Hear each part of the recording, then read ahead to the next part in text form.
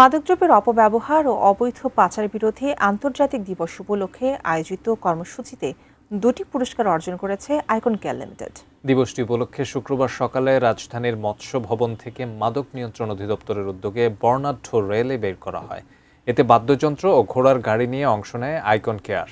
পরে ওসমানী স্মৃতি মিলনায়তনে আয়োজিত পুরস্কার বিতরণ অনুষ্ঠানে স্বরাষ্ট্রমন্ত্রী সালাউদ্দিন আহমদের হাত থেকে দেশের শ্রেষ্ঠ মাদক নিরাময় কেন্দ্র হিসেবে প্রথম পুরস্কার গ্রহণ করেন আইকন কেয়ারের চেয়ারম্যান ইমাদুল ইসলাম। এছাড়া র্যালিতে অংশগ্রহণের জন্য দ্বিতীয় পুরস্কার গ্রহণ করেন প্রতিষ্ঠানের ফাউন্ডার পরিচালক ইমরানুল ইসলাম। অনুষ্ঠানে আইকন কেয়ারের ব্যবস্থাপনা পরিচালক কামাল উদ্দিন, নির্বাহী পরিচালক মোহাম্মদ হানিফ, পরিচালক ফাহমিদা হক সহ প্রতিষ্ঠানের ঊর্ধ্বতন কর্মকর্তারা উপস্থিত ছিলেন।